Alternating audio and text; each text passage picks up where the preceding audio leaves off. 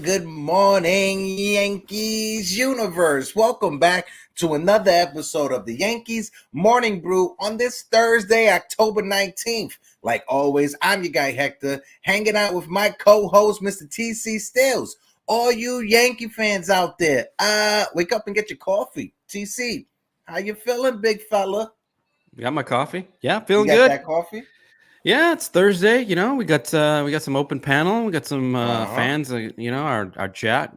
Yes, sir. Exploding already. Look at these guys. We love these guys. You know, it's ready to go. Can't wait to talk to them. But you know, everything's good. Hey, you know, a lot of rumblings in Yankee land. You know, we'll see what happens here. But a lot of chatter. You know, it's going to be a crazy off season. I really hope that we do something backstage. I know we were talking doomsday if they do nothing and bring back the same team, man. It's going to be a disaster. But how are you doing? I'm doing good, bro. I'm sitting here trying to figure out what topics to talk about, and then the news hit Twitter yesterday. We got a lot of stuff to talk about. Potentially a Brian Cashman replacement in the future when it comes to Kim Ng, because she's available now after shutting the door with the Miami Marlins. Also, the Juan Soto rumors seems to be hitting up, and anytime the Juan Soto rumors heats up, LI Yankee King loses a brain cell every time a Yankee fan talks about Juan Soto. So we got to talk about that. But before we continue, let's do a little bit of the roll call. Shout out to the chat as we start the show. My guy Shane McNeil is in the building. How you doing? My guy Unpopular Opinion is in the building. Salute. My guy Dan C's in the building. Good morning, good fella. Of course, TC Stills was in the building because his name is TC Stills. NFE is in the building. Uncle Grandpa Tats in the Pinstripe Chronicles. How you doing? My friend Yankee Kyle, who's always sharing us on his community tabs. I appreciate that, Yankee Kyle. I appreciate long-time fan, you. Kyle. We got Mr. Fritz Walter in the building. My guy Dev Finches in the building. Sooty Sunil is in the building. How you doing? Good morning to all you Yankee fans. Anthony Garcia, mi hermano de la Dominica Republic. What is good, Anthony Garcia? I hope all is good. And of course, my brother from another mother, Seminetti's in the building. Petey Pooh, how you doing? Hope all is well. Like always, salute, the boss, the champ. To the dome. If you guys, where's the belt? Please show the belt. Smack that like button. I wish I had a belt. I don't got a championship belt like Pete. That's all Mr. Seminetti. But like I said, hit the like button, hit the subscribe button. It helps us out tremendously on the channel. And as well, you see the sweaters that are next to me, right? There's a link in the description. Make sure you put your order in for the sweaters. We're going to be making the sweaters coming up within the next week, and we're going to be sending them out as well. So if you put your order in for a sweater, it will be coming in the mail over the next couple of weeks. But TC, we got to talk about the first topic. And I didn't make a graphic for it because I just wanted us to have the conversation organically, right? Before we jump into the Juan Soto conversations, Anthony Volpe, he was nominated for a Gold Glove. He's one of the finalists in the American League for the Gold Glove as a shortstop. TC, you remember during the season or towards the end of the season when I kept bringing it up and people kept calling me delusional and how I don't know what I'm talking about? Well, guess what? Mr. Volpe was nominated for a Gold Glove and is one of the finalists, and we'll find out over the next few days if he actually wins it. TC, what are your thoughts about Volpe in the top three when it comes to finalists for the Gold Glove? Hey, deserves it. Hey, you know, he made all the plays. what was his errors? I mean, what do you have? 7, 8 errors? I mean, single digits, right? I mean, he had a bit more than. Oh, he had a bit more. Okay, well, I'm not looking at the stats, but what I was looking at was above average shortstop. I mean, he, we got on him about his arm strength, but he made all the plays that he could get, and Rizzo helped him out quite a bit, but in the field, I think he had a good enough season to win that Gold Glove. I mean, that's not many good shortstops out there. That shortstop used to be a prime position, and it just doesn't seem. There's no more Jeters and A-Rods and Ozzie Smiths and those Cal Ripkins and those guys anymore. I don't know. True. Before we continue, we got to shout out LaToya Williams, who is in the chat. First time seeing LaToya Williams in the building. Welcome. Yanking Morning Brew family, you already know what to do. Welcome LaToya Williams to the conversation. Welcome her to the familiar. My guy, big time, Jerry's in the building. Jerry, how you doing? I hope all is well. My guy, mi hermano Anthony Medina de la Isla is in the building. Just want to let all of you guys know, at the end of this month, I will be taking a 1-week vacation. I will be going to Puerto Rico to visit some of my family members and to visit some of the sites that a lot of my family members lived at when it comes to, genealogy and stuff like that. But I will be going down to Puerto Rico at the end of the month. I'll be there from October 31st to November 9th. So if anybody has any suggestions for me in San Juan or in Utuado, just let me know. I may be going live while I'm out there on Instagram, so make sure you follow me as well. But let's jump into the conversation. We got to talk about Mr. Juan Soto. So, producer backstage, let's key up that transition.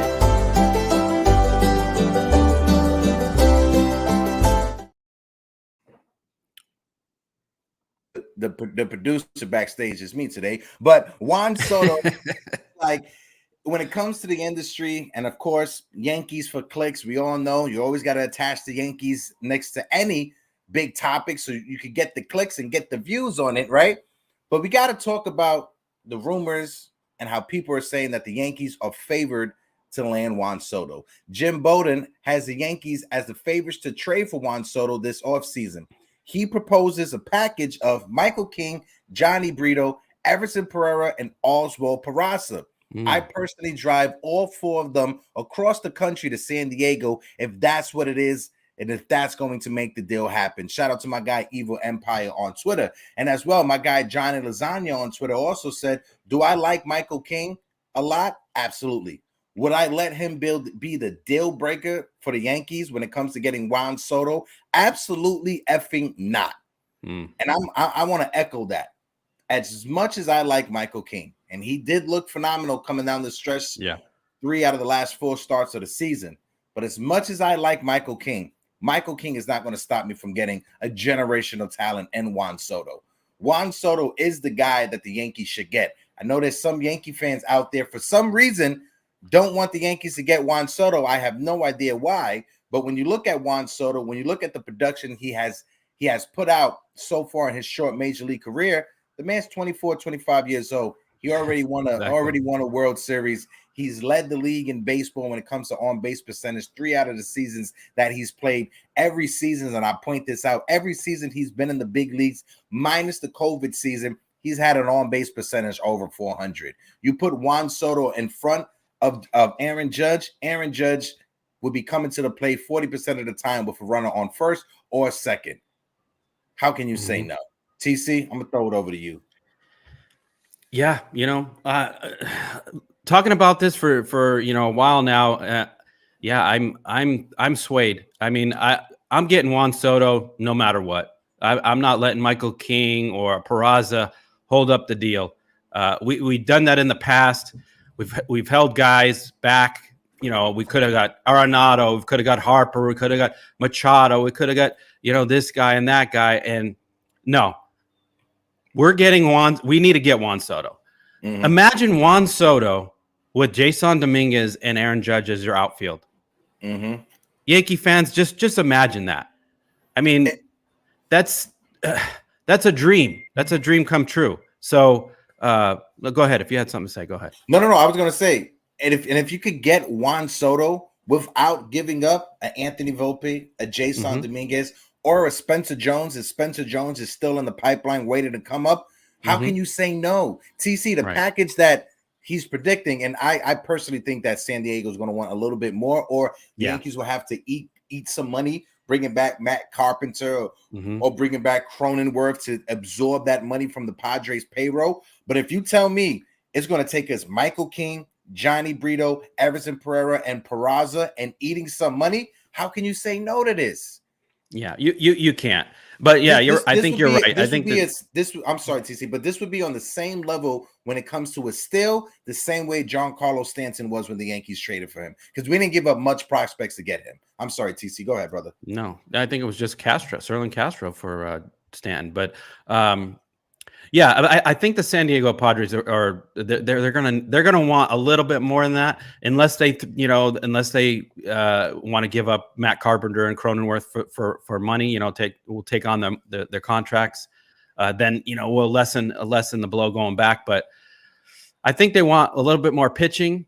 But I'm not. I mean, I like Michael King a lot, and he looked great as a starter going down the stretch, but I'm not holding up this trade for Michael King. No, definitely not Brito, Pereira, Peraza. At this point right now, talk about it. Speak on Peraza, because you saw LI Yankee King in the chat. So speak on Peraza for a second. Go ahead, brother. Yeah, at this point right now, I mean, if I'm getting Juan Soto, Peraza's gone. I'm sorry. Soto's a generational talent. He doesn't come. These type players don't come around, especially at 24, 25 years old. If he was 30, I'd be like, I don't know, maybe 25. He's in his prime. We get, depending on whether they extend him or not, we're going to get 7-8 years of Juan Soto with Aaron Judge. So I'm doing this deal. I'm again, they might want more, but the four guys mentioned here, I'm parting ways with them, and let's get it done, Cashman. I mean, come on. 100%. And shout out to my guy Razil the Great, who makes a great point, right? I don't want to let this point go by. He says, I love to fantasize and shit, but let's be real. What's the odds that we get any of the guys we want? Razil, I'm right there with you, right? Because like I said, it's hard to trust Brian Cashman. I have no faith when it comes to trusting Brian Cashman. The faith that I have, and I keep on saying it, it's in Hal Steinbrenner, and the fact that he was embarrassed. He has his nephew now, who's a part of some of these conversations. I want to bring his name up real quick so we can get familiar with it. But Steve Swindell Jr. is a part of these conversations. His nephew, Steve Swindell, you guys remember his father actually was going to own the Yankees, but things fell.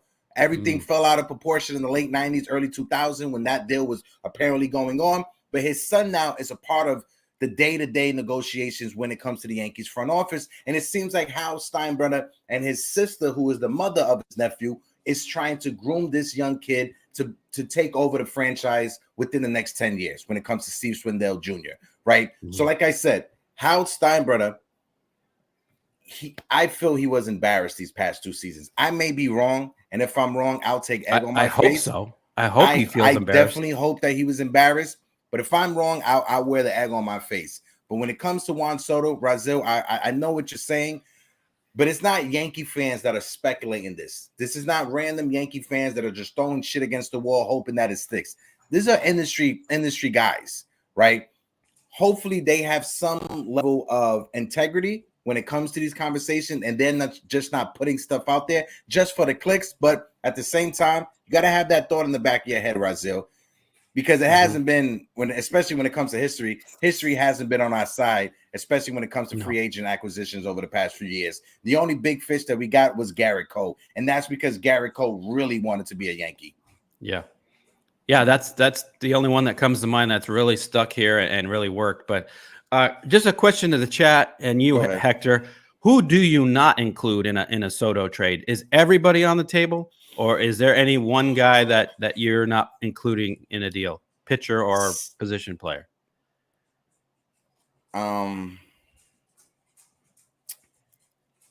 It's tough for me to answer. Selfishly, I want to say Jason Dominguez, right? Yeah, And I was going Spencer to say Jones, that's right? Selfishly, I want to say those two. But if you put a gun to my head, knock on wood, don't want that to happen. But if you put a gun to my head and tie my arm behind my back and say the only way we can get Juan Soto is Anthony Volpe or Jason Dominguez, it's kind of hard not to argue against getting Juan Soto, because Juan Soto, his age, and someone else just put here in the chat, and I want to bring it up. Illuminati Gaming just put it in the chat. The other question is, how much are you going to pay Soto? Is he worth $40 million a year at judge level, or a bit lower at $35 million a year? Personally, me, I'm gonna just do the math real quick so we can have the numbers ready to go. I would give Juan Soto $40 million a season, but I would do it for 12 years. 12 years, $480 million. $40 million a season for Juan Soto. 24 years old. Turning 25. 12 years. 12 years. If the Yankees are able to sign him at 25, he'll be a Yankee till he's 37 years old. Honestly, I think that's what Scott Boras is going to want. I mean, that's the numbers. Not too far off. Shout out El Bully in the chat, Don Sicario, who says, crazy thing is, let's say we don't ball out and trade for him, and another team does. We take the chance that team could lock him up, so it's tough. Ball out for him, and that's it. Exactly. Yeah. You do not want to lose him to the Mets. You do this offseason, Hal Steinbrenner, and this is why I keep on emphasizing Hal Steinbrenner. He does not want to lose the back page wars when it comes to the New York City media and newspaper cycle. He does not want to lose out Juan Soto to Steve Cohen. No. That cannot happen. And honestly, I think if they trade for him and he plays a year in New York in Yankee Stadium, he ain't leaving. He ain't going nowhere. He said, but he's going to say, Boras, we're staying, whatever it takes to get the deal done. Yeah, honestly, how could he pass that up? This is where he wants to be. Yeah, and like Dan C just pointed out in the chat, Steve Cohen's going to try to spend on starting pitchers. So we may lose Yamamoto to Steve Cohen. We can't lose Juan Soto. We can't lose two out of the targets that we want to get. No. We can't lose both Yamamoto and Juan Soto. Who would you be okay with them losing? Would you be okay with the Yankees losing out on Yamamoto to the Mets, or would you be okay with the Yankees losing out to Juan Soto to the Mets? Which one of those two scenarios would you be looking towards? And we get one. We get one or the other. We get one. I think it would be Juan Soto. I would be a little upset. Probably a lot upset if the Mets end up getting him and lock him up. Yeah, Yamamoto, he hasn't pitched a day in the pros yet, so we don't know. He's a mystery. He's a mystery. He is a mystery, but it seems like a good gamble when you look at the stats. It would, yes. No, honestly, I'll take the gamble. But it would hurt more if Juan Soto went to the Mets. Yeah. No, agree. Also, we got 30 people in the building, 32 people of you fine people in the building. If you guys can, please smack that like button for your boys. My guy Acevedo, this is a good one right here. Boras will look for 450 to 500 million.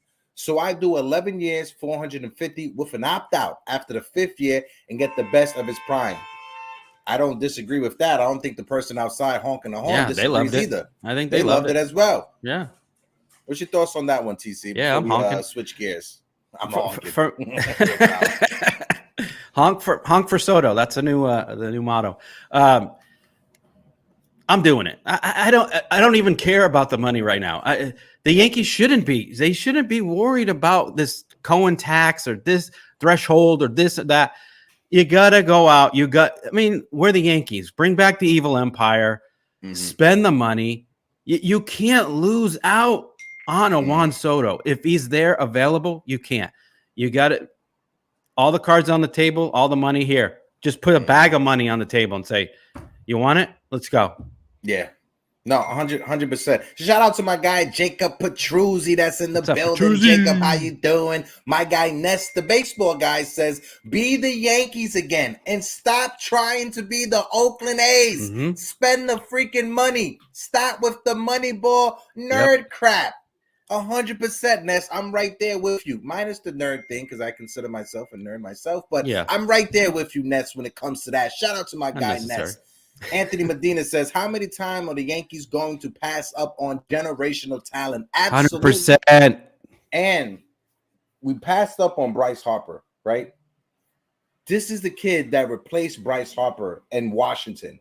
Yeah. This is the kid that Washington let Bryce Harper walk for because he was his replacement. And what did he do? He won a World Series with the Washington Nationals. Exactly. At 19, right? You cannot let this guy go. Yeah, at 19. You cannot lose out on this kid. My guy Illuminati Gaming says, oh, that's not the problem. They spend, but they have spent incorrectly. Yeah. No, they spent incorrectly, right? But this is the thing. Instead of spending the 30 million or the 35 million to get a Carlos Correa, hindsight 50-50, Carlos Correa has been bombing it. But instead of spending that to get Carlos Correa, we decided to spend 25 million a season on Josh Donaldson. Yes, you're spending money, but you're spending it in the wrong way. You got to spend it correctly. You can't try to say, I don't want to go for the big ticket item, so I'm going to go to the second tier next to the big ticket item. No, spend the money properly. Don't half-ass it when it comes to your money spending. Well, that's Cashman trying to be smarter than everyone else. You know, we brought that up many times. He thinks he knows better, and he's going to change these over the hill guys. They're gonna bring back their stats from when they were in their mid-20s. No, not gonna happen. Shout out to my guy Nathan Ramachandra in the chat. Shout out to my guy Nathan. Salute. And L.I. Good show. If you guys missed that, make sure you guys go and watch that great conversation with great people with Yankees prospect. My guy Nathan, TC, Geo, Unpopular Opinion. It was a great convo. Alexander Mauricio. He's the next Mo. I'm saying it right now. He's the next Mariano Rivera. That's a lot of pressure to put on a kid. A lot of pressure. He calls himself Mo. We asked him what his nickname. He says in Mo. His name is Mo. Okay. So let's see what he does this season. Let's go, Mo. L.I. Yankee King. There's no guarantee, like Medina just said. There's no guarantee he will be available in free agency. There's no guarantee. You can't guarantee me. There isn't. Yeah. There is no guarantee. Yes, Scott Boras is his agent. Yes, Scott Boras likes to go to free agency with his clients to get the maximum money that they can, but you cannot guarantee that he will be available in free agency. And again, we're coming off of a season where we don't make the playoffs. We finished 4th in the AL East. You cannot wait next season to get Juan Soto, and then you miss out and strike out on him. You have to go after him right now. The open panel, Don Sicario, will be at 11:45, my brother. 11:45 today. Going forward in the offseason, every Tuesdays and Thursdays will be the open panel. So Don Sicario, my guy Ruben, definitely would love to have you guys on it. You can't guarantee that. Eli, you can't guarantee that. I could guarantee one thing: you don't brush your teeth in the morning. But what you can't guarantee is that Scott Boras will bring Juan Soto to free agency. That's the one thing. I can guarantee one thing. You can't guarantee the other thing. Shout out to my guy. And what's our track record with prospects? Why are we going to put our hopes in the prospects when we got Juan Soto in front of us and we know what he's all about? Acevedo, I tell you right now.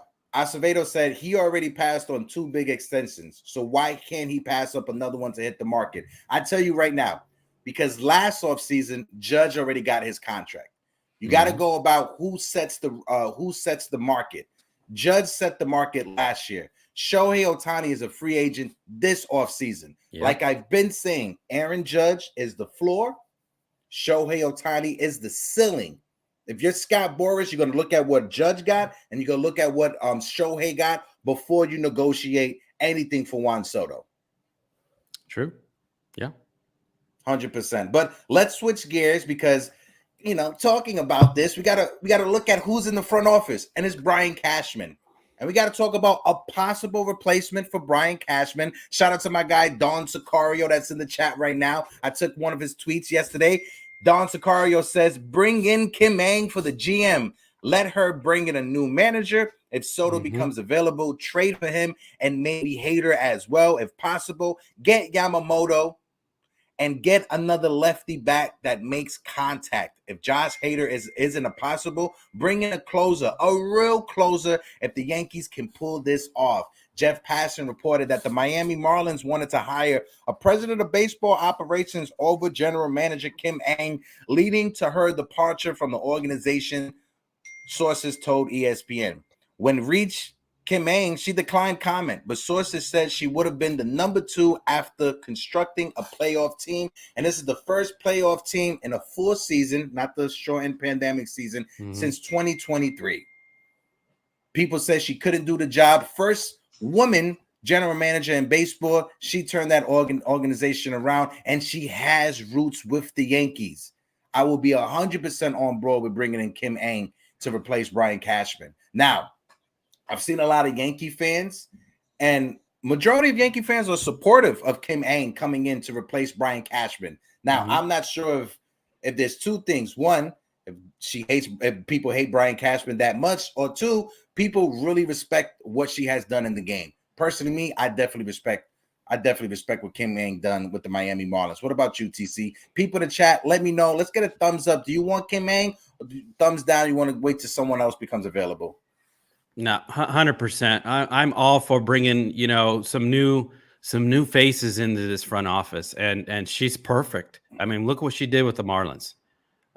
She knows talent. I mean, she's perfect. But Hal's not going to get rid of Cashman. So, what do you do? I mean, can you bring her in as another consultant or assistant to Brian Cashman? You got Sabian and Manaya. You got another one here. So, we need that. Not only do we need the infusion of new talent on this team, infusion of new talent in the front office, and she's perfect. A fresh face, fresh eyes on the players, who to bring in, scrap the analytics. Just a smart baseball person to come in and say, you know what, this isn't working. I got new ideas for this team, and we need it. We need it desperately. Just a different voice, a different philosophy, and also perspective. Anna Marie said both. They respect her and they dislike Cashman 100%. We need Kim. Let's see. And I listen, Illuminati down, not because of her, but because the Yankees are not going to do it. And I can respect that. We know.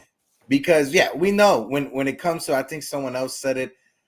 I don't care who comes to replace, but Cashman needs to go. My guy NFE says there's no way Kim Ng replaces Brian Cashman. Hal is not letting his boy go. I would love for her to have some role in the Yankees front office. And this is the thing. I would love for her to come back to be under Brian Cashman's assistant until he retires and she takes over. She left the Miami Marlins because they wanted to hire someone else above her. She wants to run the show. They were going to hire a Brian Cashman to be the president of baseball operations over her, who was the general manager at the time. So I don't see her coming over to the Yankees and stepping down and taking a second tier role when she wanted the number 1 role. If the Yankees do not go out there and bring her back, which I hardly doubt it because of everything that I just laid out, she's going to the Mets. She's going to be the Mets' new GM. Billy Epler had to leave because of that shenanigans and stuff like that, putting people on the IL when they weren't really hurt and whatever the hell. But she's going to be the Mets GM. I'm calling it right now. On this Thursday, October 19th, she's going to be the GM of the New York Mets. Yeah, you're probably right. Yeah. And we're going to miss out on another. We're going to miss out on another one. It's too bad. I'd love to see her in our front office and make some noise and bump Brian Cashman out. But yeah, unfortunately, Hal he's not going to do that. You already heard him. He's not making any changes in manager, GM, probably nothing. So and like Ness just said, believe me, whoever signs Kim Ng will win a championship in the next 3 years. I 100% agree. 100% agree. Kim Ng was the person that traded for Luis Ariz. Luis Arias from the Minnesota Twins. Granted, Pablo Sandoval had a great start in the postseason. That was one phenomenal start. But look what Luis Arias has turned into. Turned into Tony Gwynn Jr. in Miami. Pablo Lopez, you mean? Pablo Lopez. Yeah, not Sandoval. Okay. Pablo Lopez. I was like, where is it? Is there a new guy that we missed? No. Pablo Lopez. Let's get him. Yeah. Oh, man. Let's see what else we got over here. My guy Fritz Walter says, unpopular exactly. She makes them a force again and burying the Yankees. Mm-hmm. Yeah. Oh, the Red Sox. He's saying that the Red Sox. He's talking about the Red Sox. Yeah, he's talking about the Red Sox. Yeah, Pablo Lopez. Sorry, Pablo Sandoval. Pablo Sandoval was a player back in the day, if I'm not mistaken. Anna Marie says, agreed.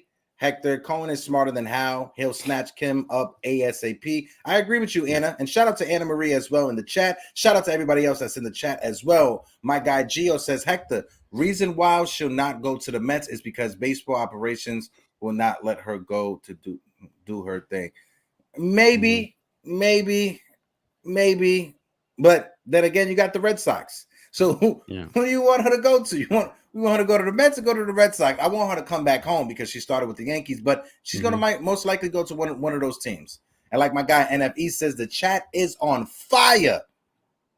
Yes, because of you, Pablo NFE. Sandoval. Yes, because of you, NFE. Because of NFE. Because of Ness. Because of Illuminati Gaming, Anna Marie as well. Love this chat. Well, let's switch on the topics. So another target that came out on Twitter that the Yankees are targeting, and this is something I credit Li Yankee King because he put this in the chat on Tuesday. But the Yankees are targeting UK Matsui, the closer from Japan. Japanese closer UK Matsui is exercising his international free agent rights and looking to sign with an MLB team this offseason. These are his stats overseas. He posted a 1.60 ERA. He struck out 11.3 batters per 9 innings. He averaged 2.1 walks per 9 innings this season, the youngest in MVP history to reach 200 saves. 200 saves. 27 earlier this year. He has a fastball combination with a splitter, slider, changeup, and a curveball. What's interesting about him, TC, is that most closers, they have 1, 2 pitches, 3 pitches the most. This guy has 5 pitches. He has a full arsenal. Like I said, he has a fastball, he has a slider, he has a splitter, he has a changeup, and he has a curveball. And some people says he has a 2-seam fastball as well. So you could potentially throw 6 pitches into the mix when it comes to Matsui. Yeah, this is a perfect target. We need a left-handed reliever. I mean, we're probably going to lose Wandy Peralta. So whether he's a closer or not, I don't know. I'm not penciling him in for the closer role yet, but he could work up to it. And yeah, he's a perfect fit for us. We need bullpen help. I mean, that's that. I wouldn't say that's the major problems on our team, but I mean, he's out there. Japanese guys, I mean, they're so disciplined. They're just, and nobody knows this guy yet in MLB America. So he could fool a lot of hitters and keep them off balance. His numbers in Japan are great. I mean, that's equivalent to maybe what, quadruple A or a higher triple A. But I'm definitely for. Like I said, we were talking off stage. I mean, I'd get everybody, whoever's out there. Yeah, I'm saying, he definitely would strike out more batters than Clay Holmes. And this is a conversation that we was having with your father. Shout out to Big Time Jerry as well in the chat. We need a closer that can strike guys out, not a closer that relies on his defense to get the outs. We need a closer to come in if there's runners on first and third with nobody out. We need a closer that can strike you out 1, 2, 3. Has good control. Solid as Clay Holmes has been, because he has been solid over the past 2 seasons, he is not a closer. He is not a lockdown closer. He is an 8th inning, 7th inning guy. He is a solid setup man. You have Clay Holmes as you have Clay Holmes as your setup guy. You probably have one of the best setup guys in baseball. Yes. He is not a closer. Now, when it comes to Matsui, I'm not sure because he hasn't pitched in the States yet. So that is still to be determined. But if you ask me, who would I rather go with, Josh Hader or Matsui?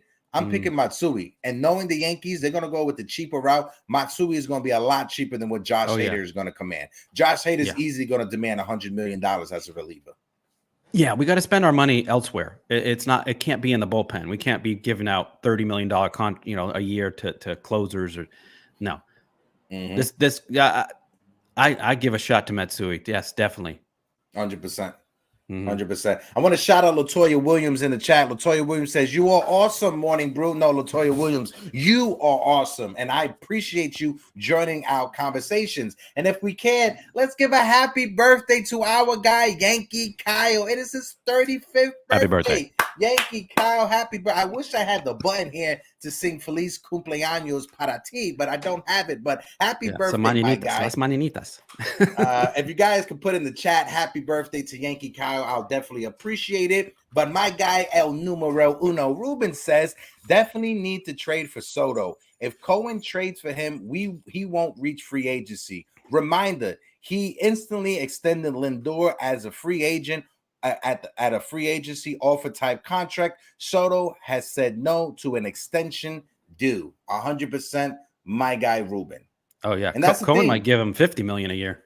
Yeah, you. There's no guarantee. Like I said, the only guarantees in life is the fact that L.I. Yankee King doesn't brush his teeth in the morning. But you cannot guarantee to me that Juan Soto will be available in free agency. That's the only thing I'm trying to say. Yes, does Scott Boras have a track record of bringing all of his clients to free agent? Absolutely, but it's still Juan Soto at the end of the day.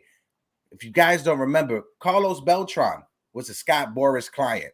What did Carlos Beltran do before signing with the New York Mets? He had Scott Boras call the Yankees and tell the Yankees, "I'm willing to sign with you guys for $60 million less."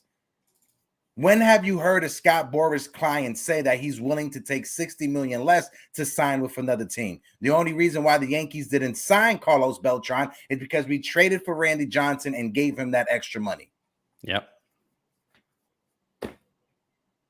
So if the scenario presents itself, maybe Soto will want to sign a contract extension with the New York Yankees in the Bronx. I can't guarantee you that either. But what I can say is we cannot wait a whole season with that hole in left field and with that hole in our lineup. That's the only thing I'm trying to say. No. Go ahead, TC. Yeah, I think if we end up pulling off the Soto trade, that Juan Soto will be at that table with Cashman and with Hal, wanting the extension. I think he'll want that done. He wants to be a New York Yankee because he knows how much the popularity. I mean, the Dominican, population. It's crazy.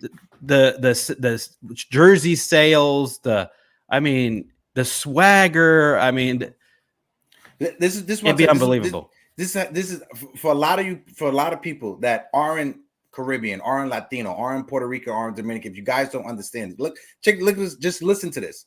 There's 2 generations of Dominican ball players or just Dominican people in general that grew up Red Sox fans because of Pedro Martinez, Manny Ramirez, and David Ortiz. Rhode Island became the second place, the highest concentrations behind New York City of Dominicans because people wanted to be close to Boston. They moved to Rhode Island so they could be close to Boston and go watch the games. This is what you don't understand. If Juan Soto comes to New York City, I live in Washington Heights. I live in Inwood. I live in Dykeman. People will go crazy. When I go to the barbershop, I'm going to the barbershop later today. Last week, a couple of weeks ago when I was at the barbershop, the conversations, people are already preparing for Juan Soto to come to the Yankees. It's going to be crazy. Crazy on a different level. Ness says Mangu will reign over the streets of New York City if Soto becomes a Yankee. Ness 100%. Yeah. Bring on the tres golpe, please. My guy Damian Serrano. It's not only about contact money or contract money Damian. for Soto, but 100%. The amount of baseball money that Soto would generate being in pinstripes. 100%. 100%, Damian. Couldn't have said that even better myself. The investment has a huge return. So definitely has a huge return. You got the marketing is it's a no-brainer. Crazy. And I've said it.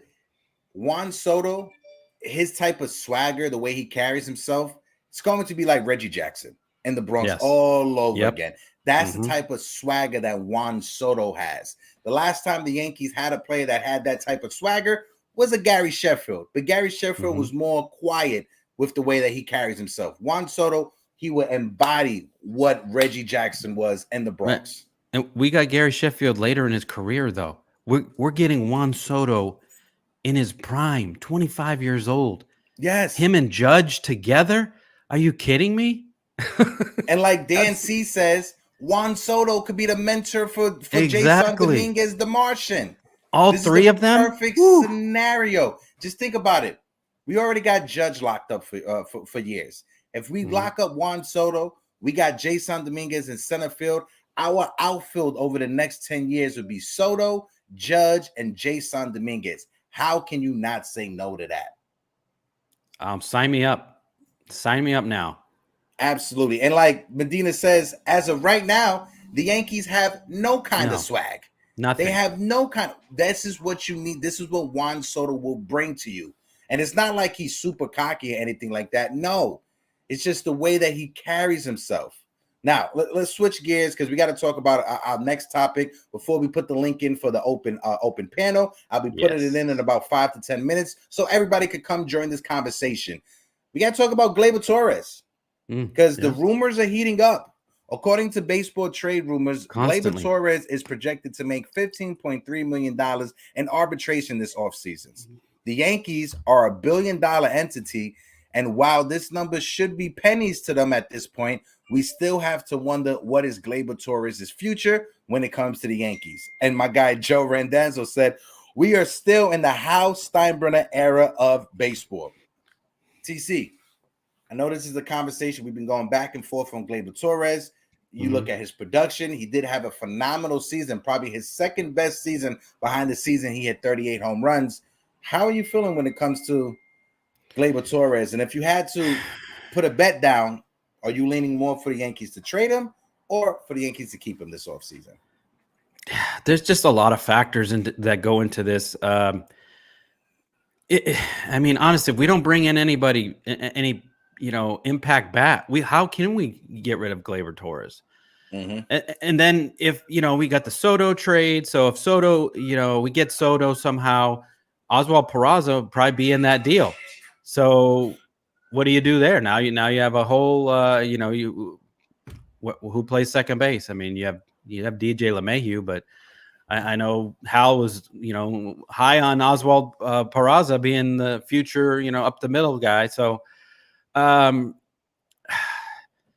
yeah, just a lot of moving parts, a lot of factors that go into this deal. But again, who are they going to get back for Gleyber Torres? I mean, we've said it over and over. We need major league talent. We need, a possible second, third starter. Would we get a left fielder in return? If we don't get Soto, we possibly get Bellinger. So we don't know, what happens there. If I was to put, my prediction on whether they trade Gleyber this year, I would say no. I would say they're going to hang on to him. For me, this is my dream scenario, right? And everything that you just said, 100% valid, TC, 100% valid. But this is my dream scenario. We take Gleyber Torres, we trade Gleyber Torres to Miami for those 2 pitchers that everybody was rumored around at the trade deadline. We get those 2 pitchers. We ship them to San Diego as well, right? We get back Juan Soto. We're going to have to eat up some money, so we get back Matt Carpenter and we get back Cronenworth. Cronenworth is off of a down season this past couple of seasons, but he's a lefty bat that could play second, third, and a couple of corner outfield spots. Matt Carpenter is another guy who could play second, third, and possibly right field. So we can have a platoon of Cronenworth, Matt Carpenter, and DJ LeMahieu when it comes to second and when it comes to third base. What I like about Cronenworth, yes, he had a bad year, but he's still a left-handed hitting infielder. In Yankee Stadium, 81 games out of the season, he could probably pop you 16 to 20 home runs. Same thing for Matt Carpenter. You see what happened to Matt Carpenter when he came over here. They had bad seasons, both Carpenter and Cronenworth, in that big ballpark in San Diego. You bring them to the American League, specifically the American League East. You have them play 81 games in Yankee Stadium. It's a guarantee that their numbers should be better. Yeah, I mean that sounds like a good scenario. Or second is we take those prospects that we got from Miami and we trade them to St. Louis, and we get back Donovan to play second base. Okay, that's another option as well. Donovan can play second and third base, and the outfield spots as well, corner outfield spots, and he's a lefty. How about instead of bringing in Ing, we bring in Hector for GM? Sounds like he has all the answers. What do you think? What do you think, Chap? Wait, say that again. I'm asking the chat. What do you think about bringing Hector in for GM? He has all the answers. Oh, hell no. No way. I would never do that. My guy Ruben says, shout out to the dogs barking and Hector's iPhone going off. I do apologize because your phone's going off? It's no. It's my laptop going off because I have Celso, Phil, and Jerry all texting right now in our group chat talking about. Don't they know you're on a show? Come on. They should know I'm on a show, but listen, guys, this Monday coming up is the debut of the new season of the Knicks Morning Brew. I know this is a Yankee channel. Well, I know this is a Yankee show, and a lot of us are Yankee fans. But if any of you guys are New York Knicks fans, or if you guys could just come support, it's our first episode with our new co-host, Jerry Ferraro. We're going to be doing a lot of great things this upcoming season when it comes to the Knicks. And then that will be leading to next year with the Yankees as well. So everything is all working together. Everything we do with the Knicks this season will translate to make next season for Yankees Morning Brew a lot better. So I appreciate all of you guys that are in the chat. We got 50 people in the building. If you guys can, please smack that like button. Don Sicario says, I'm in next year. Juan Soto will be replacing me. He'll be the co-host. Juan Soto. Ness says Hector gets fired on his first day. He speaks the truth, no propaganda. Absolutely, Ness. That's the thing. You probably would. Yeah. I like the Ramirez note you made yesterday talking about Tuesday. If we fall out for the Soto deal, listen, J-Ram, I still love J-Ram. I still love, and if the Yankees, you got to look at it like this. If the Yankees are able to pull off a deal for Juan Soto and we give up Michael King, Clark Smith, Everson Pereira, and Peraza, and we still got Spencer Jones, Chase Hampton, Will Warren, Drew Thorpe, means we could pivot and we could go and trade for J-Ram as well. There's a lot of possibilities. You got to get creative this offseason. My man Celso, he heard me talking about him, so he jumped in the chat. Shout out to my guy, Mr. Celso Portito. But I'm going to put the link for the open panel in the chat. Like always, everybody is welcome to come up to the open panel to have conversations, but we got to be respectful to the terms and services when it comes to YouTube, Twitter, and Facebook. Please be respectful to everyone. If someone is in the middle of giving a take, let them finish, because the same time will be given to you so you could finish your take as well. I did see a text yesterday, Ruben, and I'm right there with you, brother, my guy Ruben. Got to definitely be creative this offseason. Hector, would you trade for Bieber? You talking about Shane Bieber or Justin Bieber? Which Bieber are you talking about, Acevedo? Yeah. I'm gonna bring up my guy Ruben. Ruben, hold on 1 second because I have to switch up the background. This is what happens when we got open panel. Wait, hold on. There we go. Ruben, what's good, my guy? What's up, guys? What's up? How you guys doing, bro? Chilling, bro. You looking smooth this morning. You got a haircut? Oh yesterday? I shaved this morning, and you know I gotta look decent after having a day off. Nah, that's what's up. I can't shave my own head because I can't really see that much, so I don't trust that I'm a. Nah, yo soy loco, bro. I just go and I was like, if I cut, I cut. That's it. Ruben, my guy, you've been listening to the conversation. Go ahead, give us your thoughts, brother. Yeah. By the way, disclaimer: I was just joking about the dogs in the phone, but I thought it was funny. It's fine. No. But yeah, it's all good. No, we gotta go for Soto, bro, because like you guys have been mentioning, there's no guarantee. Medina said it too. There's no guarantee that he's gonna reach free agency. We've seen him go after big stars, and once they get to New York, they don't really leave in free agency. You know, like unless if they go and trade him like they did with Scherzer and Verlander. But they went and got Lindor. At that time, Lindor was arguably top 2 shortstop in the entire league. Yeah. And what did he do? He said, all right, well, he's 1 year away from free agency. We know he's going to get 300 plus million, so we're going to just pay him as a free agent now. Mm-hmm. So what makes them think that he's not going to go and say, okay, well, Soto's a 1 year from free agency. Let's go ahead and pay him $40 million per year now. Mm-hmm. You know, because you're going to run the risk of like having a great player like that thrives in the big moment to go and say, all right, well, look, you're paying Judge 40 and I just had a MVP type year. You're going to pay me $50 million now. Mm-hmm. When you could just go and tell him, hey, we'll give you $42 million per year now. Yep. And at that time, he's going to be like, well, shit, this is free agent money. Let's go do it now then, you know? Mm-hmm. Because you got to remember that once you're a free agent, you're going to always pay more in free agency. Mm-hmm. If you're willing to pay the current free agent value, you're still going to save money on the next free agency on it. 100%. Because they always try to offer them more. So like at this point, we should just go for Soto. Mm-hmm. Now, do I think is it gonna take a Peraza? I don't think so. Yeah, I don't think I think they're gonna like I think TC's mentioned it as well. In terms of the pitching side, that's what they're gonna want more because that's what they're thin on, and we got them excess on pitching. So I can see them going and say, "Hey, we'll give you Schmidt." You know, maybe they might try to keep King because King looks like he's like I've been on King for years now, thinking that he was a late bloomer because he just needed to improve his stuff, which is that he did. In 2021 he came in, his fastball was up, but he didn't have that Kluber ball until later in the season. So once he got that sweeper Kluber off-speed pitch that Kluber taught him, I wanted him to be a starter in 2022 because he's already proven that he can go 170 innings. Mm-hmm. Because if you go back into his 2019 year, on the minor leagues, he had an ERA under 2. Mm-hmm. And he was in AAA that year. And he had like 170 innings already.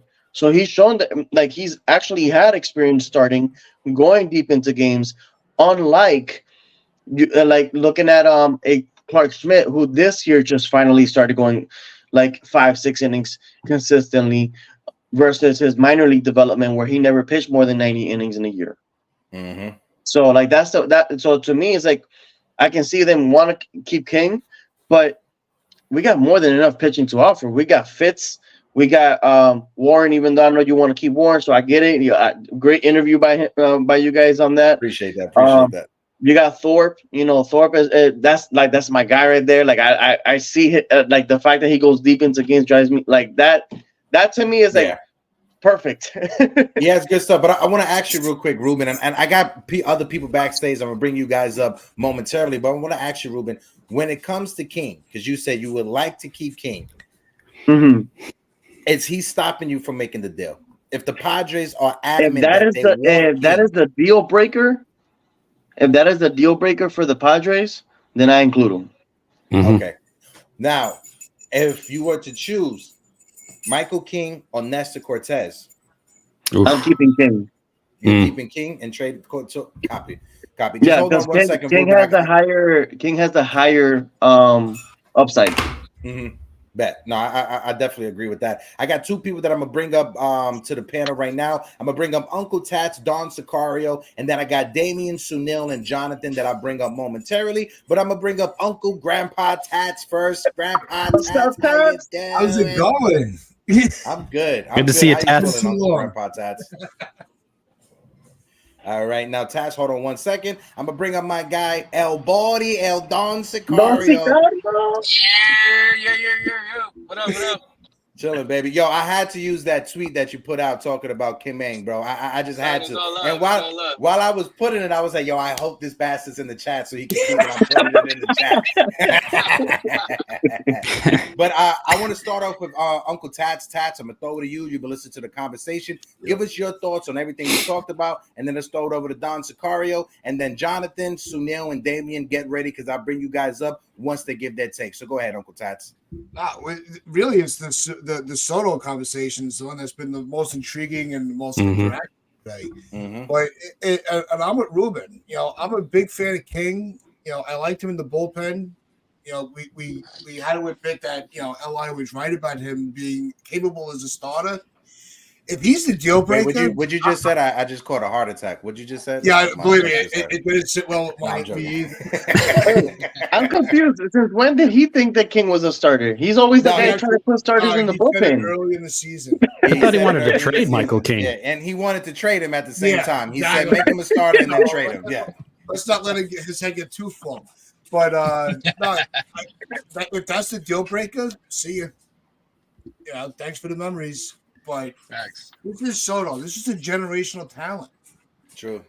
How are you supposed? These are prospects. Some of the guys that are being asked for are not even proven yet. Soto is proven.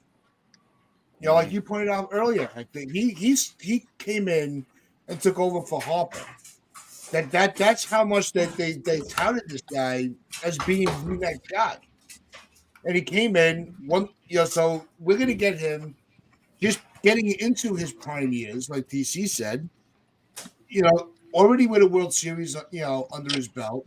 Where's Shane? Came in and don't forget that game they had to finish at Yankee Stadium against Washington. He wasn't even on the roster when the game started. They continued the game later on in the season. He came in and won them the game. He felt no pressure at Yankee Stadium.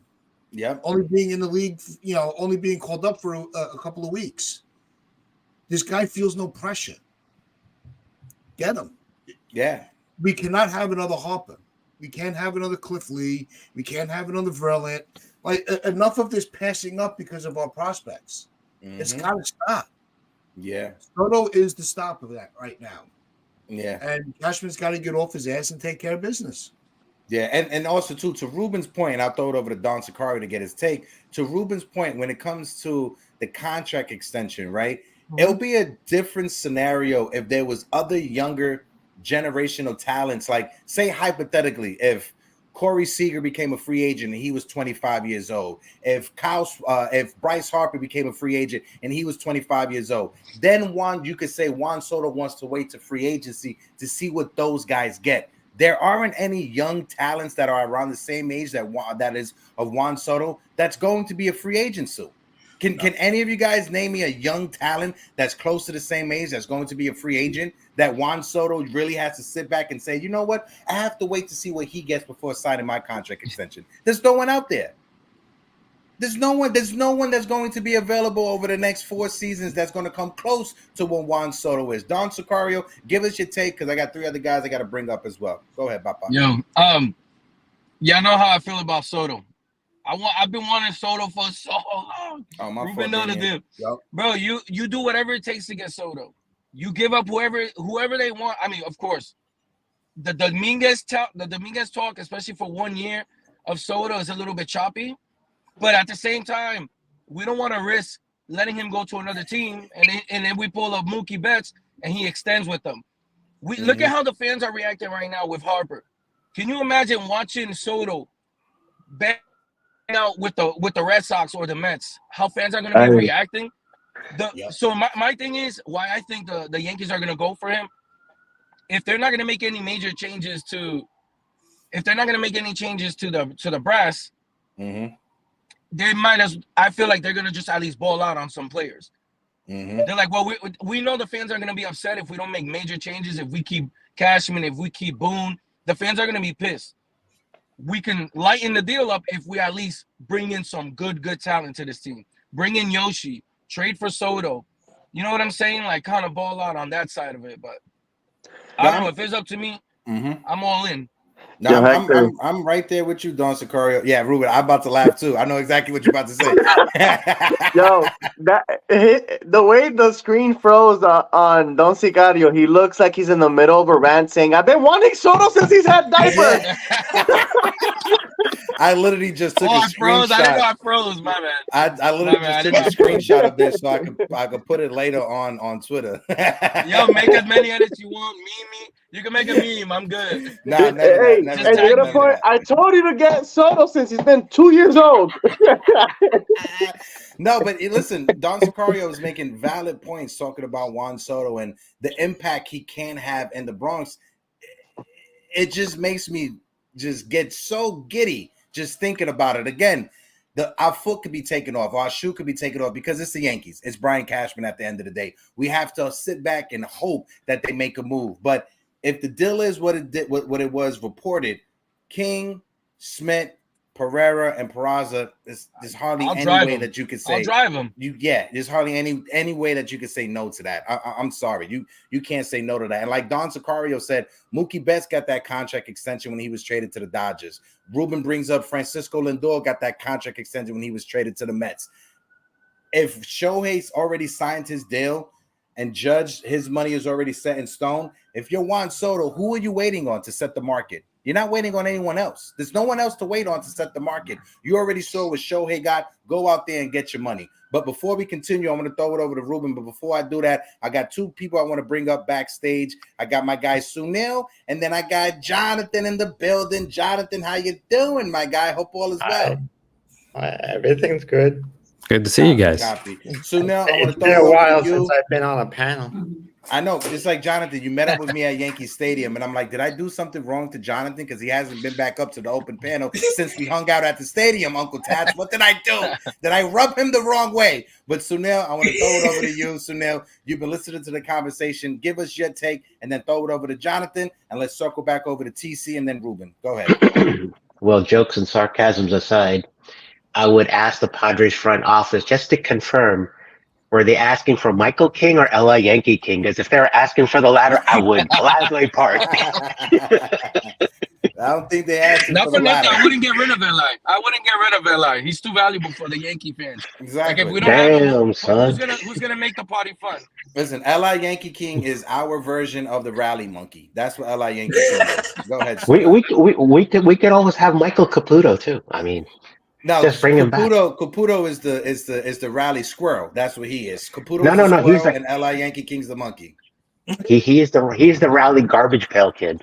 There you go. But Caputo's still cleaning his room right now. Let's get your take. And shout out to Grace Monroe who's in the building. Gracie Pooh, how you doing? Go ahead. So yeah, I share the same sentiments. Jokes and sarcasms aside. If you have to part with King, yeah, so be it. But I would try one last bit of counter negotiations, basically offering one of the younger up-and-coming studs some things along the lines of maybe, I don't know if they're tempted by a Drew Thorpe type or any of the younger pitchers that basically have that same up-and-coming aura and demeanor that King did, coming up. Because to me, King is an established piece of the starting rotation. That would be my one hesitation. Now, if the counter negotiation wasn't going to work, okay, at that point, I was like, okay, if you can't beat him, join him, do it. All right, Jonathan, let's give your take. And shout out to my guy Kev Rodriguez in the chat from Knicks Nation. We are here, Nickish of time. Shout out to my guy Kev Rodriguez who says Yankees probably have some real good talent in the minors, but you would never know it because they never bring them up. Well, hopefully, Kev, that changes when Jason Dominguez comes back because Jason Dominguez looks like the real deal. Holyfield. But Jonathan, throw it over to you. Give us your take, brother. In regards to Juan Soto, I would give him. I would make the trade, and honestly, I don't see how they don't give up a guy like either. I don't know if it would be either Dominguez or Jones in that deal. One of those will have to be part of those. One of those players will have to be part of that deal in terms of Soto. Would you give up the Dominguez for Soto? According to who? I don't think it'll take that. You don't think they would take? They want arms. They need pitching, and also they don't have that much leverage right now, Jonathan. This would be a different conversation if it was 2 years ago and he was 2 to 3 years about to be a free agent. In terms of pitching, the only pitcher I would be hesitant to give up would probably be Thorpe. I think he will be the next. I think he has the potential to be a number 2 or number 1 pitcher.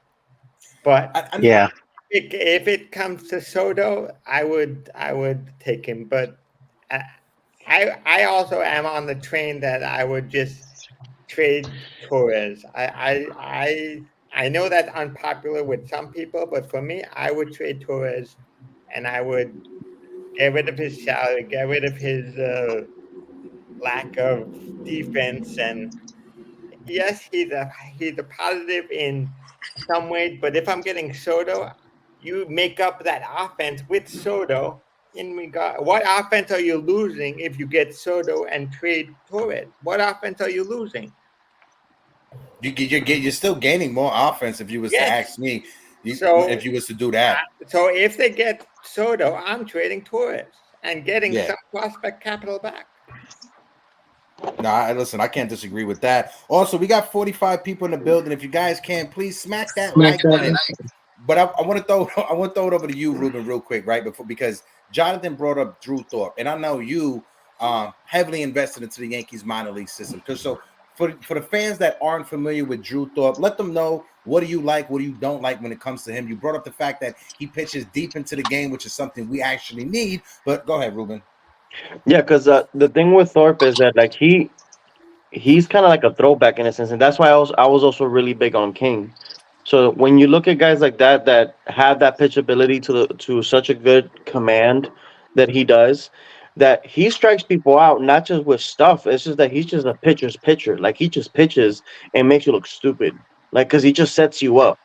Like his way of pitching, it allows him to get easy outs while still getting strikeouts too. Mm-hmm. So that's the thing that I liked about both of them, and they're pretty similar in that sense. Now, what I liked about Thorpe is that he led the minor leagues in innings pitched and strikeouts.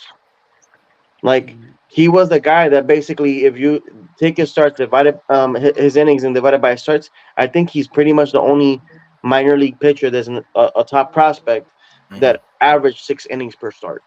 Mm-hmm. You don't see that in the minors anymore.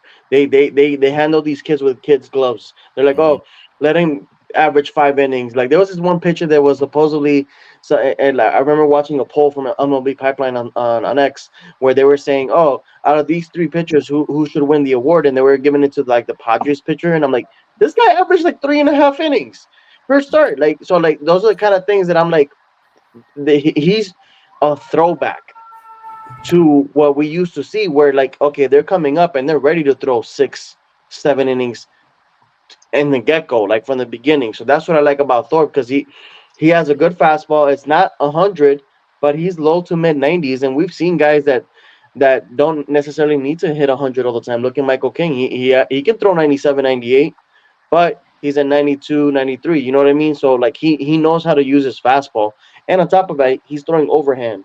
So the ball looks different when it comes out of his hand. So that's what I like about him. No sound. Sorry about that. Yep. When you look at Drew Thorpe's numbers, right, he has great command. That's the one thing I like about Drew Thorpe. And what a lot of people don't know, when you look at minor league baseball now, especially over the past couple of years, they have an automatic ball and strike down there at the minor league level. The fact that Drew Thorpe is able to command his pitches so well with an automatic ball and strike zone just goes to show you how well he's going to be at the big leagues level. I think that's something that's not spoken a lot, because when you look at his numbers, he does have good command. Now, his velocity may not be touching 96, 97, 98, like you said, Ruben, but with great command, Philo just said it, Greg Maddux, he wasn't throwing gas by anybody, but what Greg Maddux had, he had great, Roy Halladay as well. They had great command, and they were able to navigate the strike zone north, south, east to west. They weren't just relying on one part of the strike zone to attack. So like you said, Drew Thorpe is a throwback type of pitcher. Go ahead, Jonathan. I want to circle back to TC. I think that is one thing that has been missing over the last 20 years in the minor league pitching. They're too focused on speed of the ball and not enough focused on command. I much rather throw 91, 93 with great command than 99, 102, and you're all over the place. Command is what makes you a good pitcher. Yeah. You can throw as fast as Chapman, but if you're throwing over the batter's head in the other batter's box, what good are you in the major leagues? Yeah, and then I'll just say this last point. I throw it over to TC. What worries me about Thorpe does he suffer from the Greg Weissert effect? Because Greg Weissert had phenomenal numbers in the minor leagues. He was top reliever in the minor leagues at one point. But the thing with Greg Weissert, he doesn't have velocity. That fastball sits at 92, 93 miles per hour. He had great breaking pitches and he had great command. But when it comes to coming out of the bullpen, he wasn't throwing gas by anybody. Go ahead, Ruben. I'll let you respond to what I just said. Yeah, because I got to drop off real quick. On Weissert, you have a good valid point there, but I think Weissert also just needs to be exposed in the lower leverage and more often because the Yankees, you know, they love putting Nick Ramirez to close, you know. So, but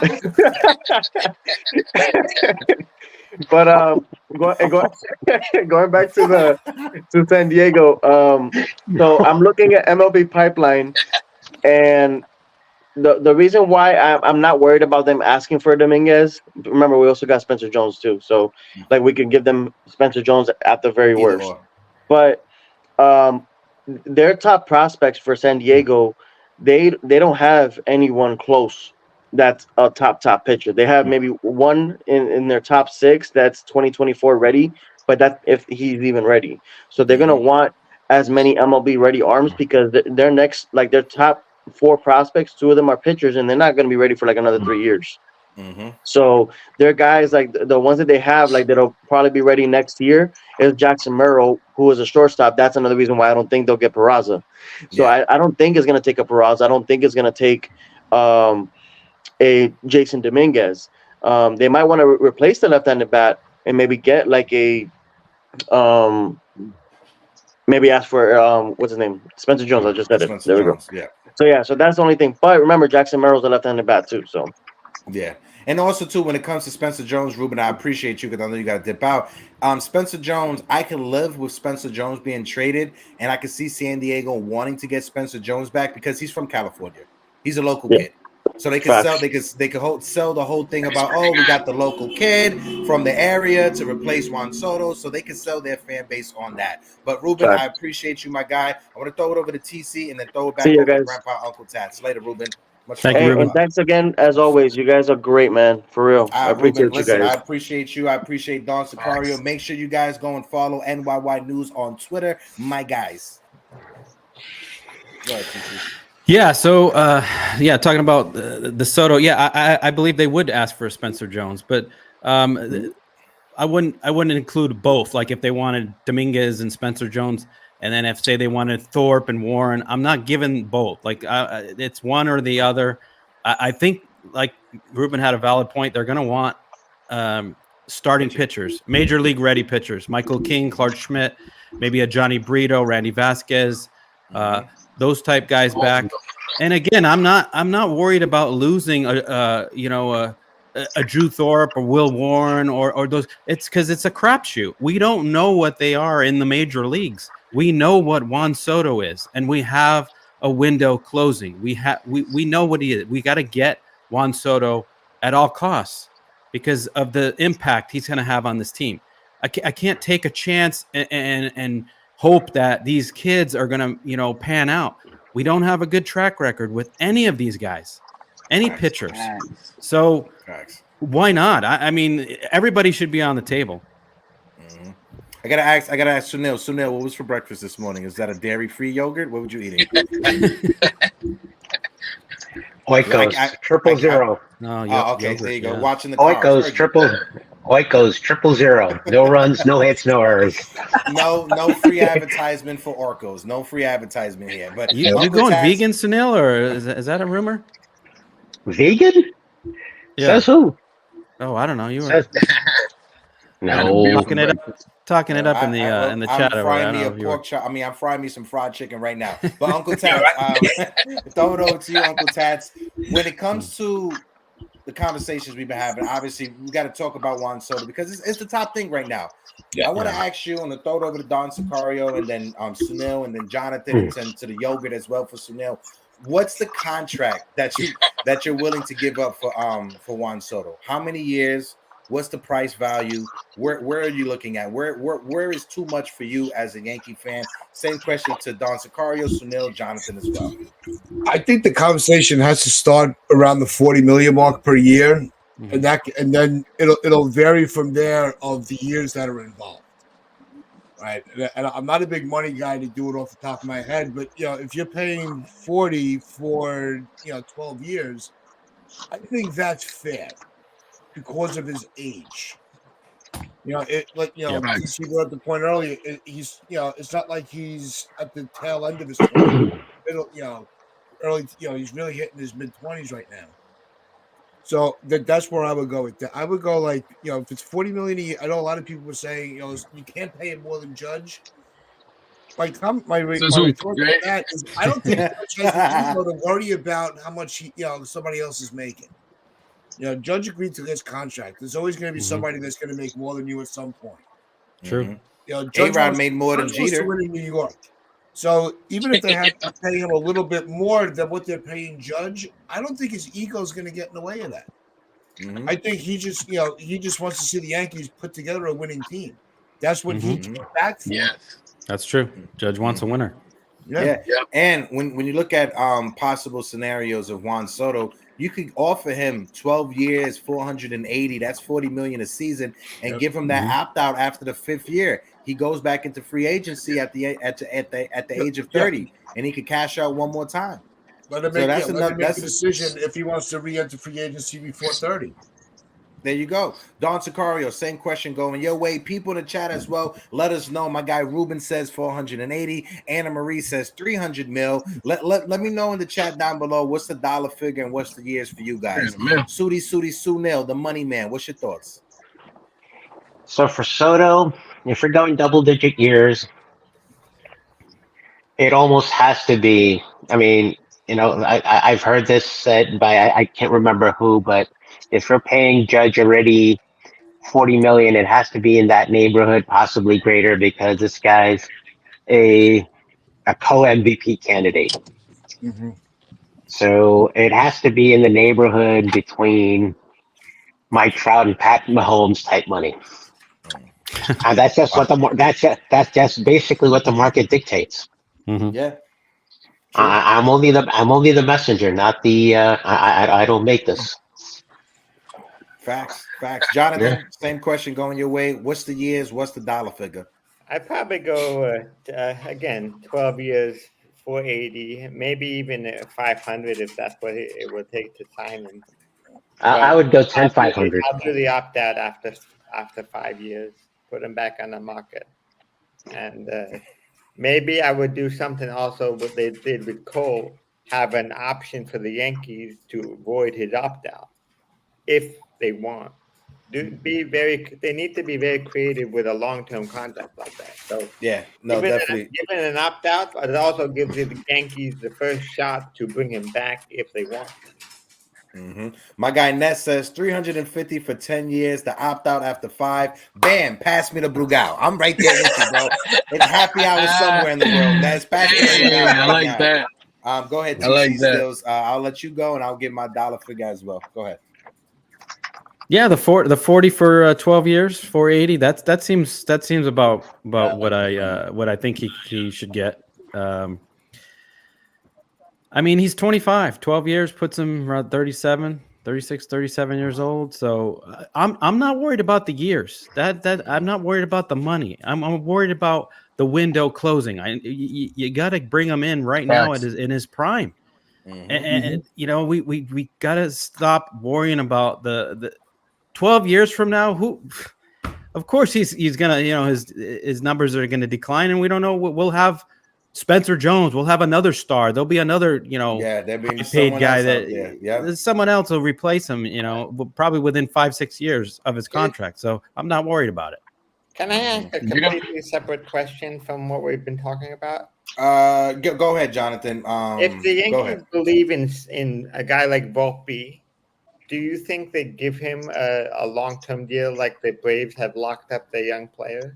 It depends. If they believe in Volpe. Not yet. It depends what Volpe does over the next 2 seasons. Maybe, but with the way that Brian Cashman was burned by extending Luis Severino and giving the contract extension to Aaron Hicks, I don't think he'll be trying to do that until someone who's actually proven, like Tad said, he'll be gun shy. Maybe like Dominguez if they don't trade him. For me, and another thing is, go ahead. My fault. Go ahead. No, go ahead, Don Sicario. Go ahead, bro.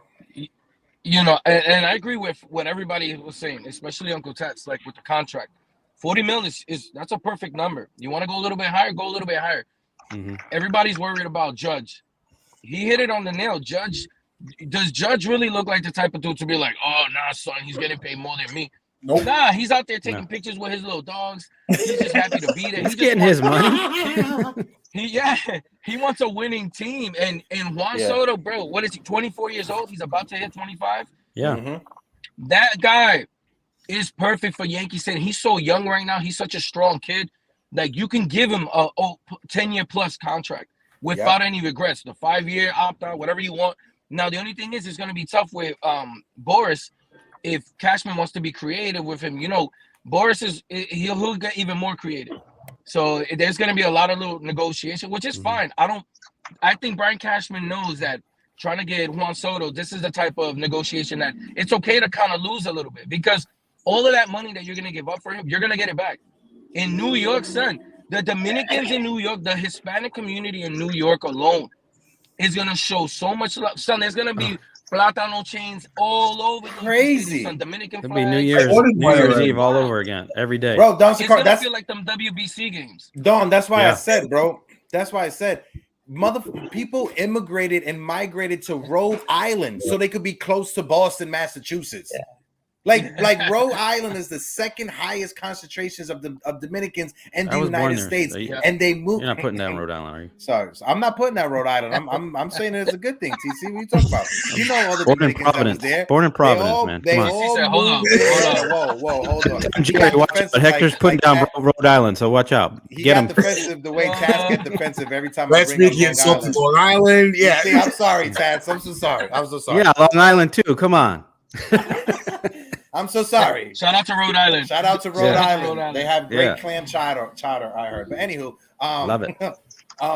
For me, when it comes to Juan Soto, right?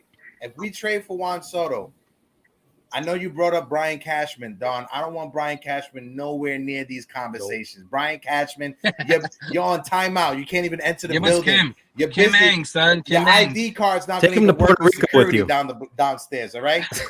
This is what we're going to do. If I'm House Steinbrenner, I'm offering Juan Soto 14 years, 600 mil. That's $42.5 million per season. That's $42.5 million per season. You give him the opt-out after the 5th year. You just guarantee him a contract to the age of 39. You gave him an MLB history-breaking contract as well. Scott Boras will be happy because he got the most money. It's $42.5 million for 14 years. I'll do it. I'll do it in a heartbeat. Like VR Hidalgo said, with stock options, absolutely, bro. Hey. He'll probably have his own float in the Puerto Rican Day Parade too.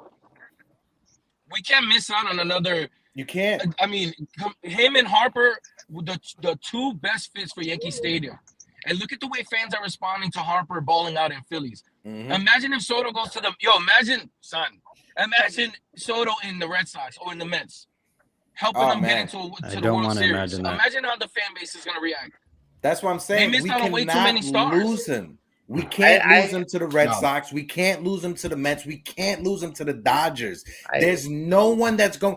And then my guy Acevedo put it in the chat. There's nobody going to be a free agent because the Braves all gave them contract extensions. So there's no young talent or there's no free agents that's going to be hitting the market in the next few years that are game changers the way that Juan Soto is a game changer. Juan Soto is a game-changing athlete. That's how much of a difference maker he is. Generational and for the people talent. That's talking about Aaron Judge being jealous that he's making more money. A-Rod was making more money than Derek Jeter.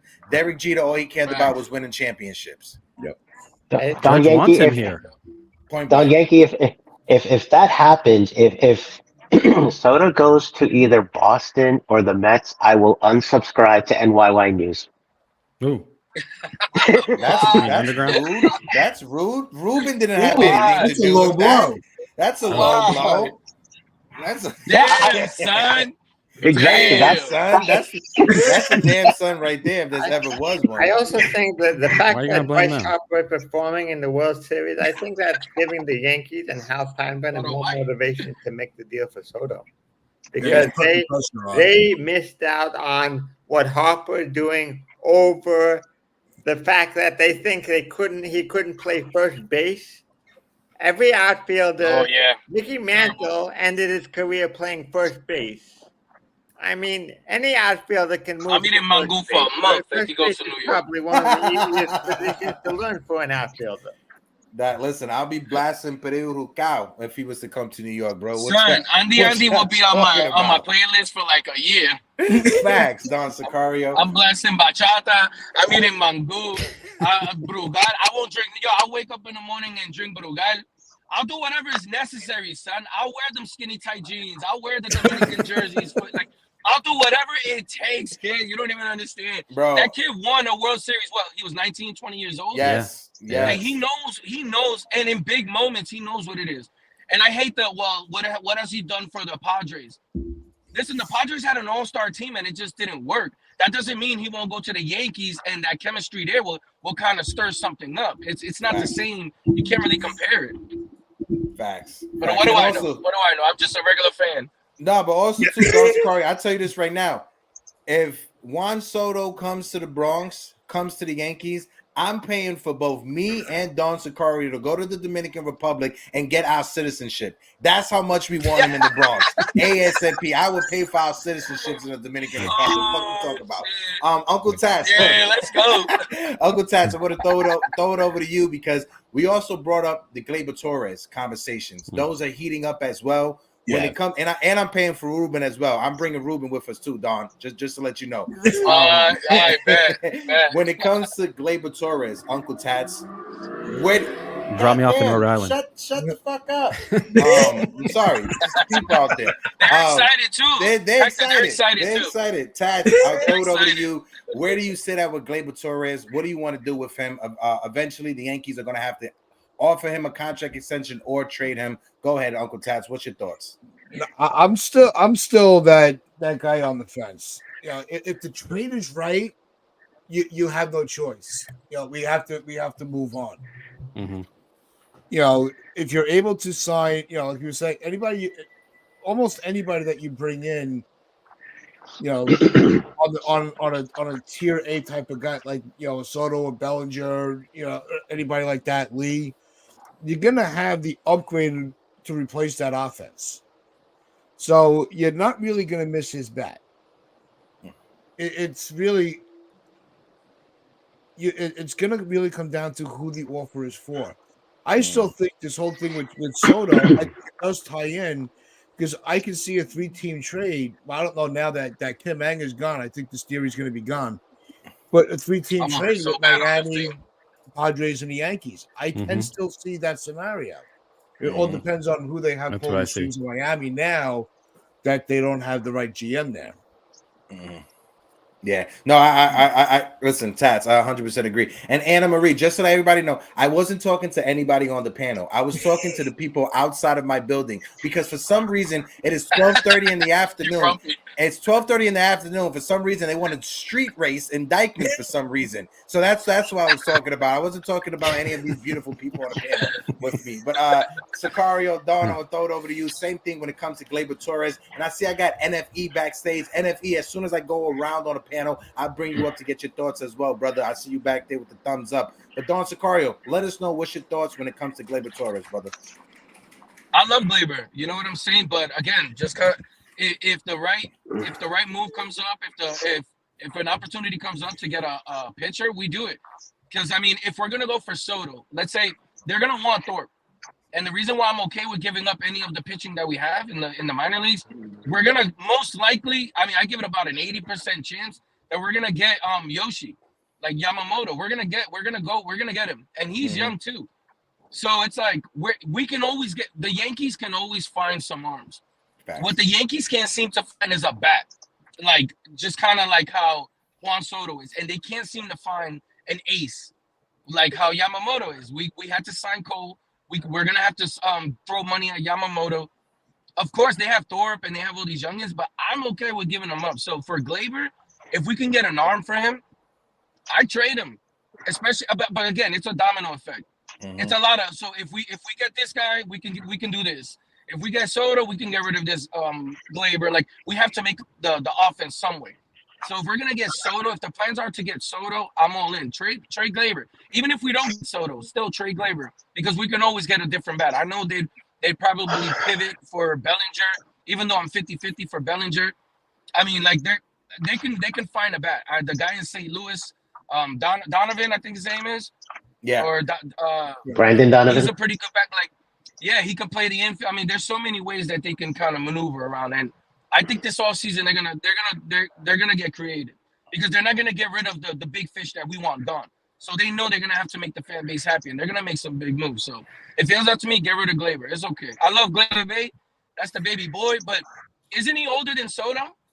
If we kind of put in the numbers together, is he? I think he's older than Soto, no? Yeah, he definitely is older than Soto. It feels like he feel like he's close to the SSI age right now when it comes to Gleyber Torres. He ain't that young no more. Oh, you good, Don? My bad. Yeah, my bad. Okay, all good. Is Soto is Gleyber older than Soto? Yeah, Gleyber is older than Soto. Way older than Soto. Him, right? Yeah. I love Gleyber, but I think his time is kind of come and gone. He's fine. I think he has the highest value right now, so I say trade him. Yeah, this is Marlins want him. This was his second best year after the year he had 38 home runs, and then next to his rookie season. So yeah, I'll definitely trade him. His stock is definitely the highest right now. So Neil, I'll throw it over to you to get your take when it comes to Gleyber Torres, and then throw it over to Jonathan before I bring up NFE to join the conversation. Go ahead, Sunil. So I can do without the Dr. Jekyll and Mr. Hyde type of season he's been having. His first half of the seasons have been notoriously inconsistent, not to say his second half hasn't. And we're talking on both sides of the ball, offense and defense. Defensively, we've got to stop with the Dr. Jekyll and Mr. Hyde type plays at second base. Second base was supposed to be his natural position when coming up. We made a mistake moving him to shortstop. He's back at second base. Those things should not be happening on nearly as consistent a basis as they have been. For those reasons, I would move on. Copy. Jonathan, same question going your way. When it comes to Gleyber Torres, how you feeling? NFE, let me get a thumbs up whenever you're ready, and I'll bring you up to the panel. Go ahead, Jonathan. I'm trading Gleyber Torres. I'm going to see if I can get a starting pitcher for him or a young prospect. Send him to the Padres. Help trading in the Soto trade. A couple young prospects to help to include in the Soto trade, because whatever at this point in terms of Soto, I would do almost whatever it takes. It would be very hard to give up a guy like whatever it takes. But tell us. I like the idea of Juan Soto in this lineup, and I think Torres has been too inconsistent to be a long-term in the long-term plan for the Yankees, in my opinion. Yeah, no, I feel you when it comes to that. Retired MCO 1199 in the chat. It says Gleyber is only 2 years older. Not that much though. Yeah. No, I definitely agree with you. Shout out to Retired MCO in the chat. Appreciate you joining the conversation. If this is your first time in the chat, let us know. And guys, if it is his first time, welcome Retired MCO to the conversation. My guy NFE, what is good, my brother? You've been listening to the conversation. Good, gentlemen? We're talking about Gleyber right now. We'll get your take on Juan Soto later on, but I'll throw it over to you so you can give us your take on Gleyber Torres. And just so everybody's wondering, no, NFE and Don Sicario are not in the same car, and no, they're not stuck in the same traffic jam. Go ahead, NFE. I think I see him in front of me. Is that you in front of me, son? I think I see him. I'm parked, man. Kid, the light is green. He's driving to pick up Juan Soto. Yeah. I got to go pick up Juan Soto. So everybody get the hell out of my way. Yeah. Go ahead, NFE. Let's get your take, brother. Go ahead, brother. So, Gleyber Torres, and I've been saying this, I'm 50-50 on him. Keeping him, I think, again, he provides a bat, and he was one of our better bats in the second half of the season. But I'm not opposed to trading him, but I'm not going to just trade him just to trade him. You got to get some value back for him.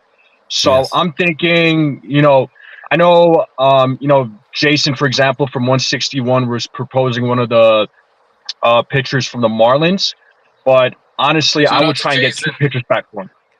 Yeah, shout out to Jason. But I would ask for 2 pitchers.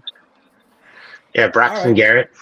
Braxton Garrett, one of them, and then one of their other pitchers. It could be a reliever or one of their other starters. You don't just trade Gleyber just to trade Gleyber, but you got to get some value back for him. That was my whole argument this entire season, NFE. When it comes to Gleyber Torres, I understand there's a lot of fans that just wanted to trade Gleyber Torres just to get rid of him. I wanted some value back in return. And credit to Gleyber Torres. He had a bounce-back season. He's about to get paid. His arbitration numbers are going to go up. So he went out there and he performed, raised his value. And while you have his value, the highest it's been since he hit 38 home runs, you capitalize on that and you bring something back in return, like NFE said, something that's valuable. But what I want something that's MLB ready. I don't want to have to wait on a prospect that's 3 to 4 years down the line, because then how old is Judge going to be? How old is Garrett Cole going to be? We need to win right now, so we need to have anything that comes back as a player that is ready to go right now. Go ahead, Jonathan. I see you wanted to add something to the combo. Assuming you get Soto, what do you do with Stanton? Do you drop him? Stanton? What's stuck with Stanton? He's our DH. What's stuck with him? Yeah, we are stuck. He's not going anywhere. Stanton shouldn't stop us from making nothing. Can't you just drop him and pay him to do nothing while he's off the roster?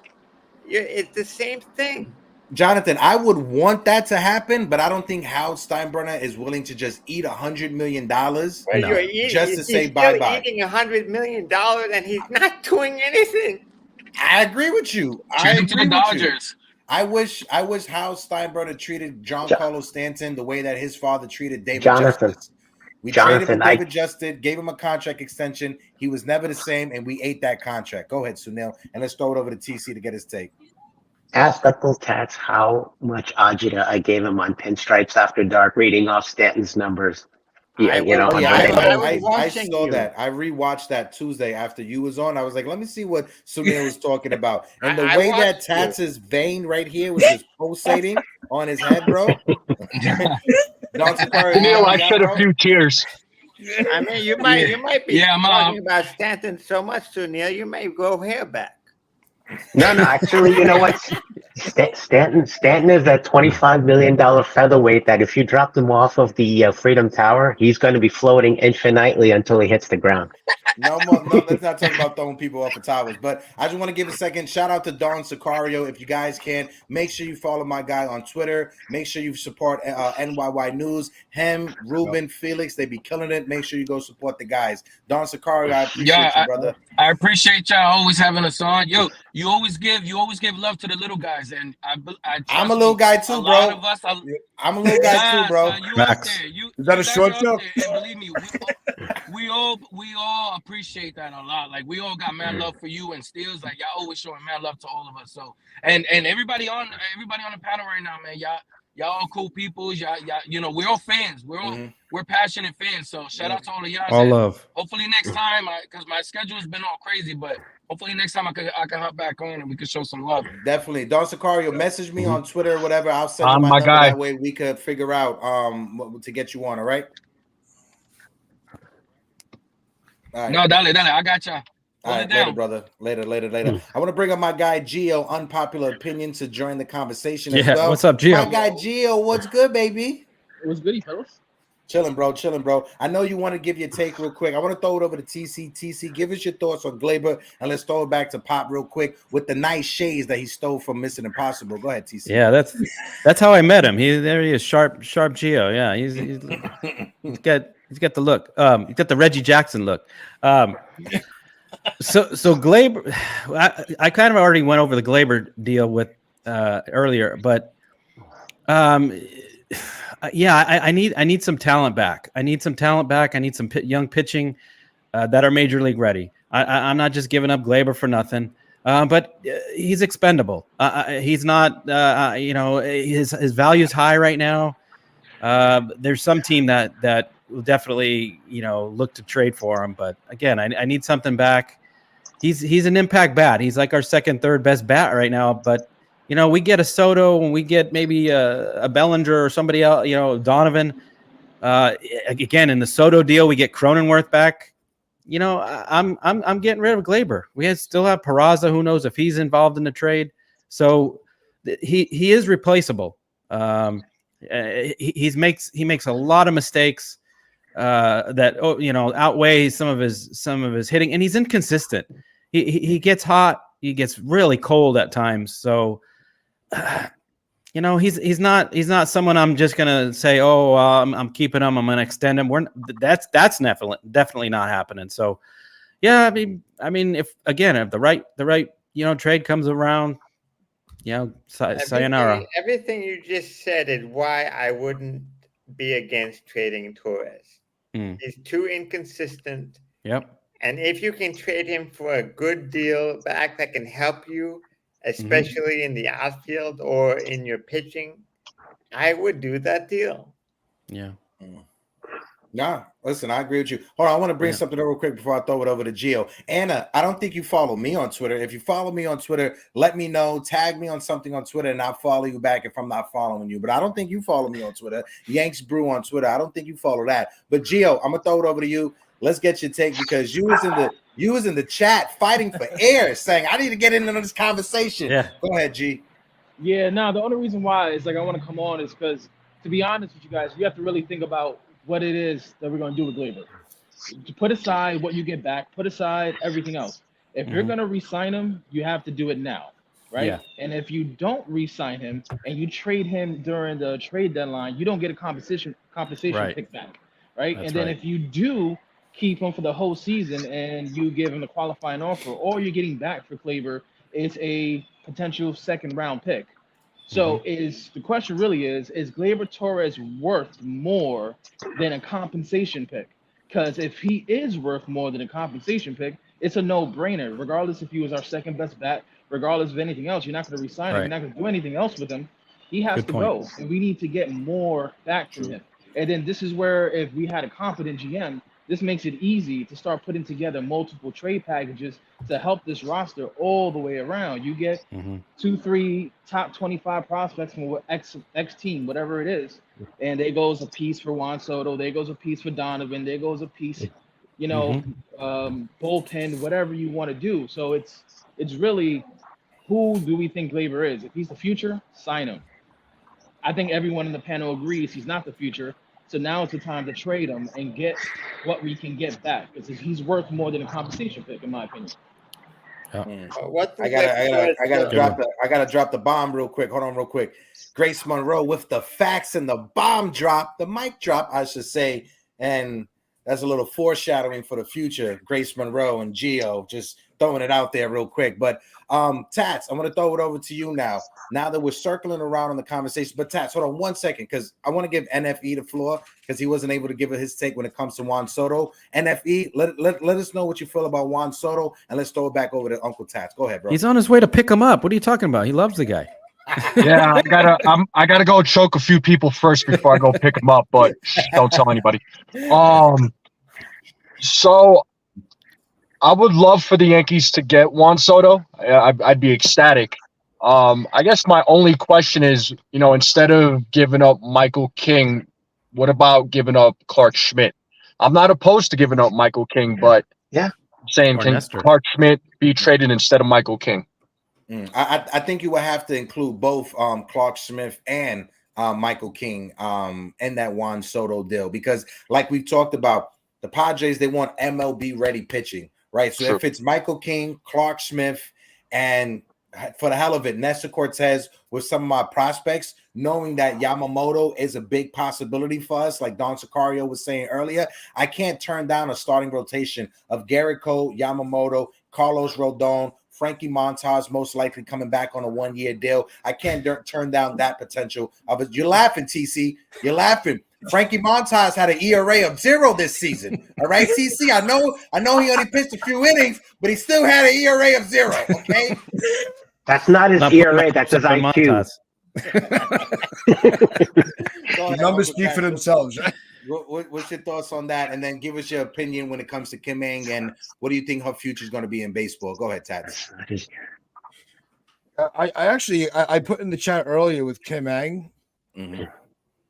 Don't forget that Cleveland's getting ready to do a massive rebuild. Yep. To kind of move forward from the Terry Francona era. Mm-hmm. So it would not surprise me if Cleveland goes into the mix and really makes a run to get Ng to help with the rebuild, seeing what she was able to do with the Marlins. So I'll throw that out there into the conversation.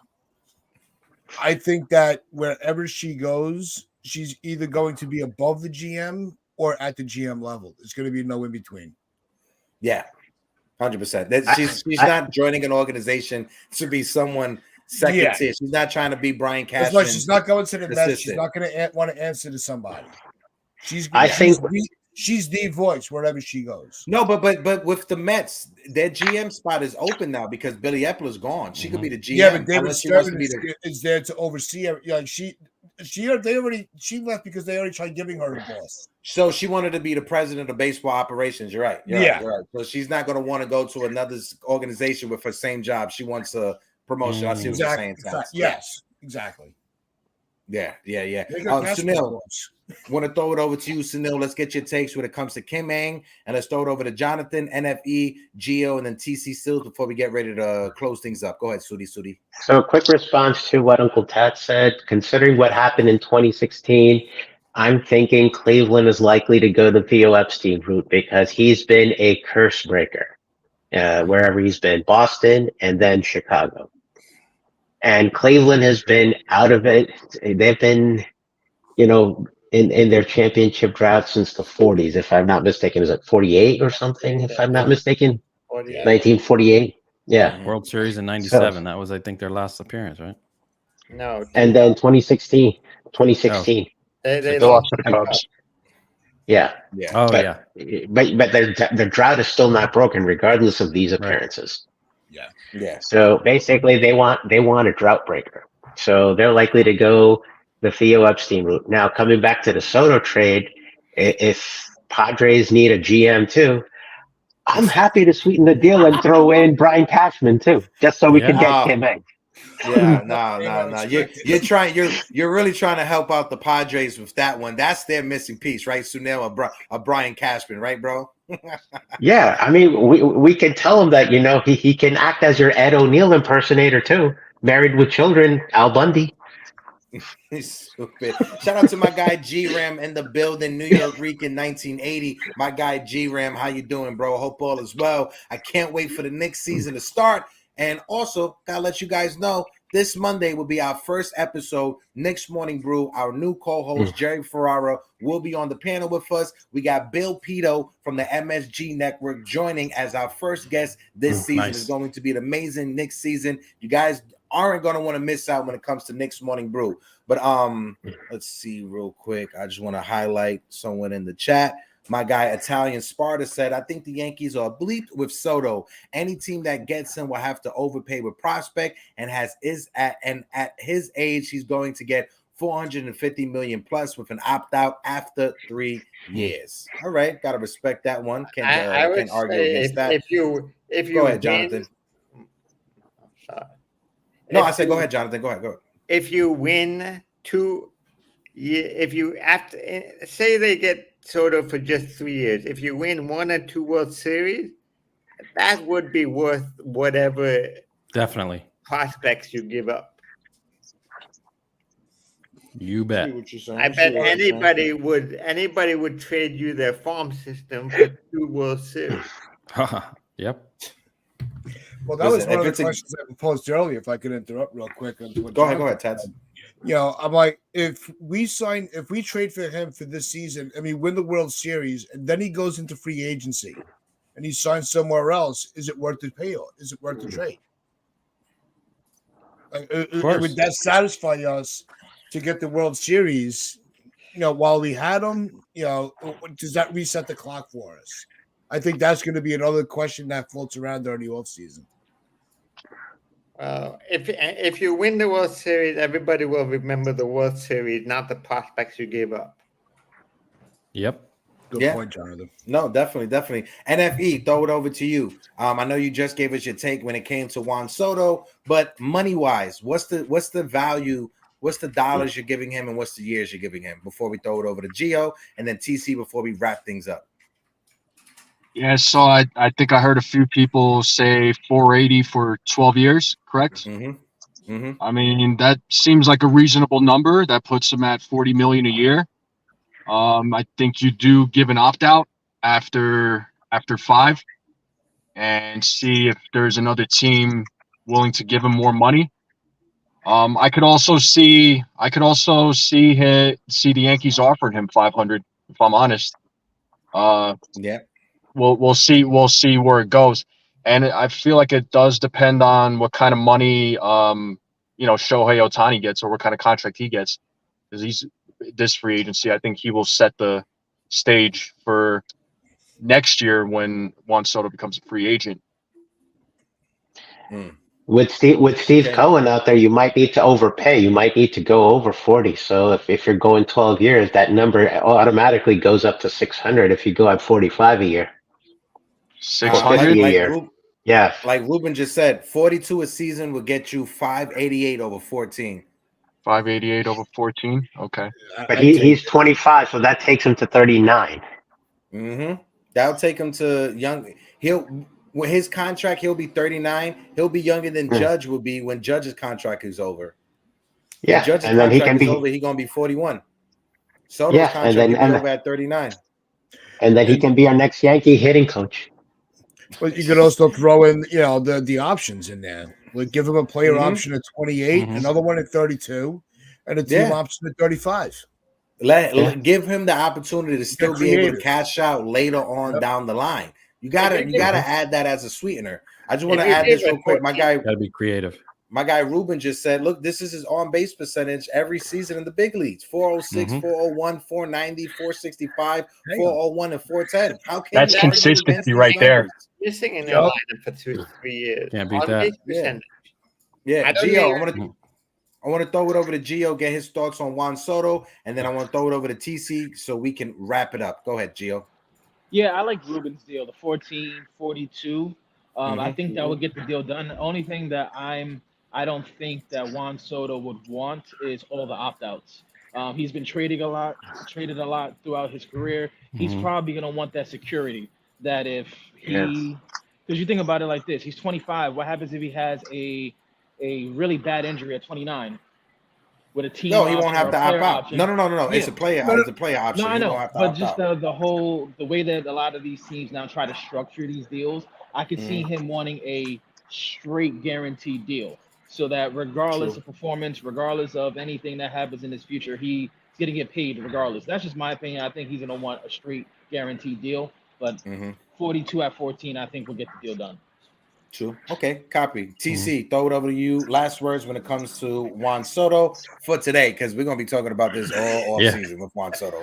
Go ahead, TC. I definitely think that it's going to take anywhere between 450 and 500 million to get him to get him here. Hopefully that they can meet at some point and get the extension done. But overall, we got to make the trade for him. He's a generational talent. He's going to change this lineup, change the structure of this team. But they need more. I mean, we can't stop at Soto. So there's a lot of other needs on this team. But as far as Soto, he's got to be the must. He's got to be the number one. Just they got to get it done, and whatever it takes. I don't care. Every prospect should be on the table. The money shouldn't matter. They're going to go over the thresholds whether they like it or not. If they want to win, they're going to have to. So the money can't hold them back. Neither should other prospects. So you got to do it. Yeah, no, I'm right there with you, TC, and I think all of us on the panel agree as well. Before we get out of here, guys, if you guys can, make sure you guys follow Uncle Tats and the Pinstripe Chronicles on YouTube. Make sure you follow my guy Gio, Unpopular Opinions, as well. Like I said, NYY News on YouTube as well. My guy Pete Seminetti over on NYY Underground, and all the other great Yankee content creators that are friends of the channel. My guy Jason from 161, my guy Joseph Caputo from The Shift. You got Big Blue in the Bronx, Alex and Luca. There's a bunch of great Yankee content creators. Make sure you guys go and support them, because we'll be putting out content this entire off season. But for me, when it comes to Juan Soto, this is a message that I want to put out there for Brian Cashman. We've said it. You struck out and missed when it comes to Bryce Harper. You struck out and missed when it comes to Manny Machado, Corey Seager, etc., etc. You cannot strike out this offseason when it comes to Juan Soto. Your tenure, your legacy as a GM, it's all going to come down to this offseason and how you bounce this team back from the embarrassment that was the 2023 season for the New York Yankees. We appreciate all of you guys that are in the chat. My guy MP, my guy Ruben, my guy G-Ram, Anna Marie, Ness, the baseball guy, NFE, appreciate you coming up to the panel as well. Jonathan as well. Salute, salute, salute, 3 capital S's. Until next time, I'm your guy Hector. This is my buddy, Mr. TC Stills, and we are out. Thank you.